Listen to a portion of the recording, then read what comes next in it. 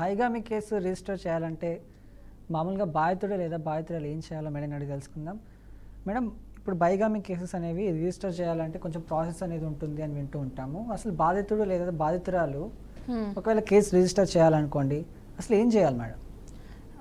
చెప్పాను కదా ముందు, ఇది ఒక క్రిమినల్ అఫెన్స్ ఉండేది, ఇప్పుడు తీసేశారు కాబట్టి ఇప్పుడు మీకు జస్ట్ డివోర్స్ చేసుకోవడానికి ఒక గ్రౌండ్ మాత్రమే.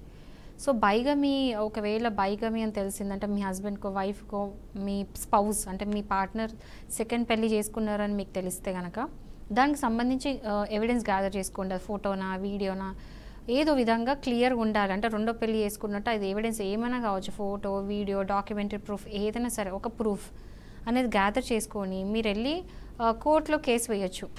ఏమనంటే ఇట్లా సెకండ్ మ్యారేజ్ చేసుకుంది, ఆ సెకండ్ మ్యారేజ్ వాయిడ్ అంటే లీగల్లీ అది పనికి రాదు అని చెప్పి ప్రూవ్ చేసుకోవడానికి ఫస్ట్ వైఫ్ వెళ్ళి కోర్టులో కేసు వేయచ్చు. ఎందుకంటే సెకండ్ మ్యారేజ్ ఏదైతే బైగమీ ఉందో ఆ మ్యారేజ్ చట్టరీత్యా అది పనిచేయదు. సో ఆ మ్యారేజ్ వాయిడ్ చేయించుకోవడానికి మీరు కేసు వేయచ్చు. ప్లస్ ఎవరైనా డివోర్స్ తీసుకోవాలి అనుకుంటే కొంతమంది ఇంకా నాకు వద్దు అని చెప్పేసి అనుకునే వాళ్ళు ఉంటారు కాబట్టి వాళ్ళు వెళ్ళి డివోర్స్ చేసుకోవచ్చు ఈ గ్రౌండ్ మీద. అండ్ దీనికి ఏంటంటే అన్నిటికీ మెయిన్ మనకి రన్ అయ్యేది మాత్రం ప్రూఫ్ లేకుండా మాత్రం ఏది చేయలేరు. ఒకవేళ మీ సెకండ్ పెళ్లి చేసుకున్నారు ప్రూవ్ చేయలేకపోతే మాత్రం మీరు ఏం చేయలేరు. సో ఇది ఒకటి చేయొచ్చు. But still me criminal offences మరి ఇట్లయితే మీకు డౌట్ రావచ్చు. సో దానికి ఏం చేయొచ్చు అంటే ఇప్పుడు బిఎన్ఎస్ యాక్ట్ 85 ప్రకారం అంటే ఏదైతే 498 ఉందో 498 ఇప్పుడు 85 సెక్షన్ అయింది బిఎన్ఎస్లో. సో సెక్షన్ 85 కింద మీరు క్రుయాలిటీ కింద వేయొచ్చు ఒకటి. ఇంకోటి చీటింగ్ వేయొచ్చు, ఎందుకంటే మిమ్మల్ని చీట్ చేసి ఇంకొని పెళ్లి చేసుకున్నారు కాబట్టి సెక్షన్ 318 ఆఫ్ బిఎన్ఎస్ యాక్ట్ అంటే ఏదైతే 420 ఉండిందో ఐపీసీ దాని ప్రకారం 318 కింద మీరు బిఎన్ఎస్ కింద కూడా మీరు కేసెస్ వేయొచ్చు. ఇవి క్రిమినల్ అఫెన్సెస్ అయితే. సో ఇవన్నీ కూడా మీరు కేసు చేసుకోవచ్చు ఒకవేళ ఎవరైనా రెండో పెళ్లి చేసుకుంటే కనుక. ఓకే, కొంతమంది మతం మారి రెండో పెళ్లి చేసుకుంటూ ఉంటారు, మనం అలాంటి సందర్భాలు చాలా చూస్తూ ఉంటాం. అలాంటప్పుడు చట్టం ఎలా వ్యవహరిస్తుంది మేడం? ఎవరైనా సరే ఇప్పుడు నేను చెప్పాను కదా మీకు ప్రోగ్రామ్ స్టార్టింగ్లో ఏంటంటే హిందూస్ వేరే మతాలు అందరూ కూడా రెండు పెళ్లి చేసుకోవడానికి లేదు ఎక్సెప్ట్ ముస్లిమ్స్ ఏంటంటే 4 పెళ్ళిళ్ళ వరకు చేసుకోవచ్చు, 4 పెళ్ళిళ్ళ వరకు చేసుకోవచ్చు. వాళ్ళకి అది లీగల్లీ వాళ్ళకి యాక్సెప్టబుల్ అది. సో లీగల్ కాబట్టి ఇది ఒకటి ఆసరాలా తీసుకొని చాలామంది మతం మార్చుకొని అంటే ముస్లింలా కన్వర్ట్ అయ్యి మళ్ళీ రెండో పెళ్లి చేసుకొని లీగల్గా అని చెప్పేసి చెప్పుకుంటారు. బట్ యాక్చువల్లీ దానికి అది లీగల్ పనిచేయదు. ఎవరైనా సరే మతం ప్రకారం బైగం అనేది నేరము, ముస్లిమ్స్ చేస్తే ఇది మాత్రం చట్టబద్ధమా? ఎందుకంటే దీనికి ఒక ఉంది ఏంటంటే హిందూస్ అందరు కూడా హిందూ మ్యారేజ్ యాక్ట్ అప్లై అవుతుంది వాళ్ళకి. ముస్లిమ్స్కి ముస్లిం లా షరియా లా అనేది అప్లై అవుతుంది. సో వాళ్ళ ప్రకారం వాళ్ళ లా ఇప్పుడు ముస్లిం సపరేట్ ఉంటుంది లా, వాళ్ళకి దీనికి సంబంధం ఉండదు. సో వాళ్ళ లా ప్రకారం ఏంటంటే 4 పెళ్ళిళ్ళ వరకు వాళ్ళకి చట్టరీత్యా అది వాళ్ళకి అది లీగల్లీ ఓకే. సో దానికి ఏం చేస్తారంటే 4 పెళ్లి చేసుకోవచ్చు. చాలామంది దాన్ని ఏం చేస్తారంటే సరే నేను ముస్లింలో కన్వర్ట్ అయిపోయి నేను రెండో పెళ్లి చేసుకుంటా అప్పుడు లీగల్లీ అదే కదా అని చెప్పేసి. కానీ యాక్చువల్ అలా చేసుకోరాదు, అది కూడా ఇల్లీగల్. ఎందుకంటే ఏ మతంలో పుట్టి ఉన్నారో ఆ మతమే వాళ్ళకి అప్లై అవుతుంది, ఆ యాక్టే అప్లై అవుతుంది. సో ముస్లింలకు కన్వర్ట్గా ఈయన పెళ్లి చేసుకుంటానికి కుదరదు, ఎందుకంటే యాంటీ కన్వర్షన్స్ లాస్ ఉన్నాయి. సో దాని ప్రకారం ఎవరైనా మతం మార్చుకుని రెండో పెళ్లి చేసుకుంటే కూడా అది చట్టరీత్యా నేరం, అంటే అది లీగల్లీ వాయిడబుల్. ఓకే, ఇప్పుడు రెండో పెళ్లి చాటుగా జరిగితే బాధితురాల దగ్గర ఎలాంటి సాక్ష్యాలు ఉండాలి మేడం ఇప్పుడు కోర్టులో కేసు వేసుకోవాలంటే? చాటుగా సీక్రెట్గా జరిగితే మాత్రం ఏంటంటే ఎవిడెన్స్ ఏనండి దాని తగ్గట్టు. అంటే మీరు పెళ్లి చేసుకున్నట్టు కనుక తెలిస్తే మాత్రం దాని తగ్గట్టు మీరు ఏం చేయండి అంటే ఎవిడెన్స్ గ్యాదర్ చేయండి. అంటే ఏదో విధంగా వీడియోస్, ఆ సెకండ్ వైఫ్తో ఉన్నట్టు వీడియోస్, ఏదో ఒక ప్రూఫ్. మేబీ వాళ్ళ ఆధార్ కార్డులో ఒకవేళ సెకండ్ వైఫ్ చేసుకుంటే maybe second wife Aadhaar card చేయించుకున్నప్పుడు ఆధార్ కార్డులో ఇతని పేరు పెట్టచ్చు, చెప్పలేం కదా. సో అలాంటి డాక్యుమెంట్ ప్రూఫ్ కానీ లేకపోతే వాళ్ళిద్దరు కలిసి వెళ్తుంటే వీడియోస్ కానీ ఫొటోస్ కానీ కలిసి ఉంటున్నట్టు పక్క విట్నెస్లు కానీ ఎవరైనా సరే విట్నెస్ ఇవ్వడానికి చెప్పే వాళ్ళు ఉంటారు కదా సాక్షులు వచ్చి, అట్లాంటిది ఏదైనా ఎవిడెన్స్ ప్రాపర్గా రెడీ చేసుకొని కనుక మీరు కేసు వేస్తే మాత్రం మీకు న్యాయం జరుగుతుంది అనమాట. ఓకే, బైగమి కేసులో శిక్ష అనేది ఎంతవరకు ఉంటుంది? అసలు ఏం శిక్ష పడుతుంది? బైగమిలో శిక్ష లేదు ఇంకా. ఇప్పుడు బైగమి అదే చెప్తున్నాం కదా, ముందు 494 ఉన్నప్పుడు అదే చెప్తున్నాను, ముందు క్రిమినల్ అఫెన్స్ ఉండేది, ఇప్పుడు కాదు కదా, 494 తీసేశారు. సో దాంట్లో ఏంటంటే 7 ఏళ్ళు శిక్ష పడేది. బట్ 494 రద్దు చేసేసారు కాబట్టి ఇప్పుడు బైగమికి శిక్ష లేదు, ఓన్లీ గ్రౌండ్ ఫర్ డివోర్స్. ఇది చాలామందికి సగమంది తెలుసు సగమంది తెలియదు. బట్ ఒక క్లారిటీ ఇస్తున్నాను ఏంటంటే బైగమి అంటే రెండో పెళ్ళి ఇప్పుడు క్రిమినల్ అఫెన్స్ కాదు. సుప్రీంకోర్టు దాన్ని రద్దు చేసింది సెక్షన్ 494ని. దాని బదులు ఏం చేసిందంటే మీరు ఈ గ్రౌండ్ వేసుకొని విడాకులు మాత్రం తీసుకోవచ్చు.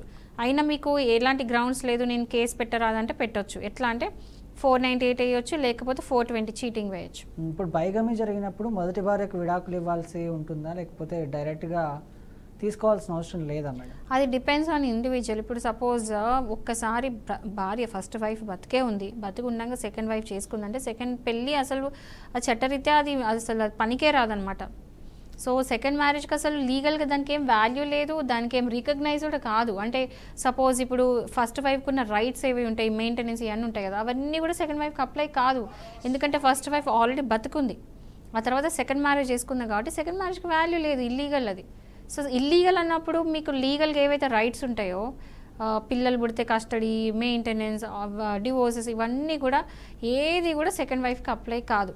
బట్ ఇక్కడ ఒకటి ఉంది, సెకండ్ వైఫ్ కనుక పిల్లలు ఉంటే మాత్రం వాళ్ళు లెజిటిమేట్ పిల్లలే, అంటే వాళ్ళకి లీగల్ రైట్స్ ఉంటాయి. మళ్ళీ సెకండ్ వైఫ్ పుట్టే పిల్లలకు మాత్రం లీగల్ రైట్స్ ఉంటాయి ఆస్తిలో. ఓకే, ఒక కాలర్ అయితే ఉన్నారు మేడం, మాధవస్వామి గారు కర్నూలు నుంచి. మాధవస్వామి గారు నమస్కారం అండి. మాధవస్వామి గారు నమస్కారం. నమస్కారం సార్. నమస్కారం. చెప్పండి, సమస్య ఏమిటండి? ఏ సమస్య లేదు సార్. ఒక్కొక్క మతానికి ఒక్కొక్కటి ఉండకూడదు సార్, అంత సమానంగా ఒకటే ఉండాలి సార్ ఇవన్నీ రూల్స్. ఒక్కొక్క మతంలో 4కి, ఒక మతం 2కి అవకాశం ఉండకూడదు సార్, అందరికి ఒక్కటే ఉండాలి, ఒక్కరే.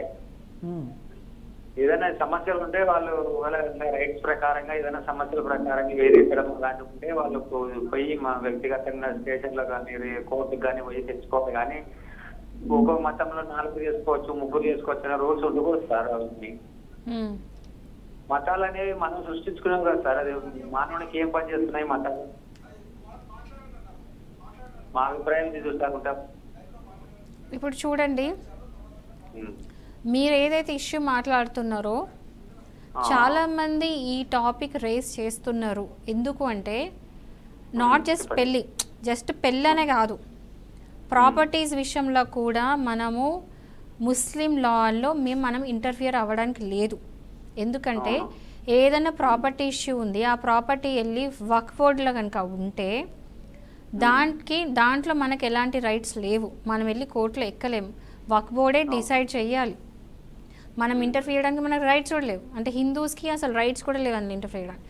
సో దానివల్ల ఏంటంటే చాలా వక్ఫ్ బోర్డ్ ఏం చేస్తుందంటే, ఇది ఓపెన్గా చెప్పే విషయం ఏంటంటే, చాలామంది ఇది యూస్ చేసుకొని కబ్జాలు పెడుతున్నాయి. ఆల్ ఓవర్ కంట్రీలో దేశవ్యాప్తంగా ఎన్నో ప్రాపర్టీస్ వక్ఫ్ బోర్డ్ కిందకి అన్యాయంగా తీసుకోబడుతుంది. దీని గురించి ఎన్నో ఇష్యూస్ రేజ్ చేయబడినాయి, చాలామంది కంప్లైంట్స్ ఎలివేట్ చేసినారు, ఇవన్నీ నడుస్తుంది. దీనికి సొల్యూషన్ ఏంటంటే ఆర్టికల్ 44, అంటే యూనిఫామ్ సివిల్ కోడ్, యూసీసీ అంటే ఏంటంటే చట్టం అందరికీ సమానం, మతపరంగా ఎలాంటి డిఫరెన్సెస్ ఉండద్దు. అండ్ ఒక మతము ఇప్పుడు కాన్స్టిట్యూషన్ అనేది అందరికి ఈక్వల్. ఓకే, మనకు కాన్స్టిట్యూషన్ ఉంది, కాన్స్టిట్యూషన్లో ఆర్టికల్ 14 ఉంది, దాని ప్రకారం ఏంటంటే రైట్ టు ఈక్వాలిటీ. ఆర్టికల్ 15 ఉంది, నో డిస్క్రిమినేషన్ అండర్ ఎనీథింగ్, అంటే జెండర్, క్యాస్ట్, రేస్, అట్లాంటి ఏ డిస్క్రిమినేషన్ ఉండదో అందరికీ సమానంగా ఉండాలని చెప్తుంది. సో ఇవన్నీ ఉన్నాయి. అండ్ ఆర్టికల్ 44 ఉంది జస్ట్ పేరుకే. అంటే అందరికీ ఒక కాన్స్టిట్యూషన్ అప్లై అయినప్పుడు ముస్లిం లాకి ఎందుకు అప్లై కాలేదు, ఎందుకు కాదు అనే క్వశ్చన్ రేజ్ అవుతుంది. సో దీనికోసం ఏంటంటే యూసీసీ ఇంట్రడ్యూస్ చేయాలి అని చెప్పేసి చాలామంది, ఒకటి ఏంటంటే పార్లమెంటులో ఈ ఇష్యూ రేజ్ చేశారు, దానికి చాలామంది సపోర్ట్ చేస్తున్నారు. అండ్ చాలామంది ఎవరైతే దీనికి అపోజ్ చేసే వాళ్ళో మీకు తెలుసు, అది ఏ పార్టీయో నేను టీవీలో చెప్పలేను. ఒక పార్టీ దీనికి సపోర్ట్ చేస్తుంది ఏంటంటే యూసీసీకి, మరి అదర్ పార్టీ ఎవరైతే అపోజిషన్ ఉన్నారో దానికి యూసీసీకి అగెయిన్స్ట్గా ఉన్నారు. సో ఈ తర్జన భర్జన అయితే రన్ అవుతుంది. బట్ మేబీ నెక్స్ట్ టైం ఇదే గవర్నమెంట్ సెంట్రల్ లెవెల్లో కనుక ఇదే గవర్నమెంట్ బీజేపీ గవర్నమెంట్ వస్తే మేబీ యూసీసీ ఇంట్రడ్యూస్ అవ్వచ్చు. ఓకే, ఆ ఆర్డినెన్స్ అనేది పాస్ అవ్వచ్చు. ఒక్కసారి యూసీసీ వచ్చింది అంటే యూనిఫామ్ సివిల్ కోడ్ కనుక వస్తే, ఆర్టికల్ 44 కనుక అప్లై అయితే చట్టం అందరికీ సమానం. అప్పుడు ఏం చేస్తారంటే ఈ వక్ఫ్ బోర్డ్ తీసేస్తారు, ముస్లిం లా తీసేస్తారు. కాన్స్టిట్యూషన్ ఏం చెప్తుంది, సింగిల్ వైఫ్, అదే అప్లై అవుతుంది అందరికీ. ముస్లిమ్స్కి, ఇప్పుడు ఎవరికైతే హిందూస్కి, పార్సీస్కి, సిక్కులకి, క్రిస్టియన్స్కి అందరికీ కూడా సెకండ్ వైఫ్ రద్దు. కానీ ముస్లిమ్స్కి మాత్రం 4 వైఫ్స్ వరకు అలౌడ్, అది రద్దు అవుతుంది. ఆల్రెడీ చాలా చేంజెస్ వచ్చాయి, మీకు ఇప్పుడు తెలిసి ఉంటుంది. ట్రిపుల్ తలాక్ ఉంది, అంటే 3 సార్లు తలాక్ అంటే డివోర్స్ అనేది రద్దు అని చెప్పేసి. దాంట్లో వాళ్ళు అంటే ముస్లిమ్స్లో ఉన్న లేడీసే దానికి అపోజిషన్లో ఉన్నారు కాబట్టి ట్రిపుల్ తలాక్ అనేది రద్దు చేయబడింది. తర్వాత రీసెంట్గా వక్ఫ్ బోర్డు గురించి మాట్లాడదాం. వక్ఫ్ బోర్డులో కూడా చాలా చేంజెస్ తీసుకొచ్చిండ్రు, చాలా అంటే గైడ్ లైన్స్ మార్చారు. అందులో ఏంటంటే ఒక హిందూ మెంబర్ కూడా ఉండాలి, వాళ్ళ రికార్డ్స్ కరెక్ట్ మెయింటైన్ చేయాలి, ట్రాన్స్పరెన్సీ ఉండి, ఇట్లా రకరకాలుగా వక్ఫ్ బోర్డులో చేంజెస్ తీసుకొచ్చారు. ఎందుకంటే వాళ్ళ కబ్జాలు పెరుగుతుంది, అన్యాయం జరుగుతుంది అని చెప్పేసి. సో ఇలాంటి చేంజెస్ ఆల్రెడీ వచ్చాయి. బట్ అన్నిటికీ ది ఎండ్ పడాలంటే మాత్రం యూనిఫామ్ సివిల్ కోడ్ అనేది రావాలి. ఆర్టికల్ 44 వస్తే దీనికి మీరు అన్నట్టు ప్రతి ప్రాబ్లంకి సొల్యూషన్ దొరుకుతుంది. అన్నిటికీ అప్పుడు కరెక్ట్గా కాన్స్టిట్యూషన్ అండ్ డెమోక్రసీ అనేది నిల్చున్నట్టు, చట్టం అందరికి సమానం అవుతున్నట్టు. ఓకే.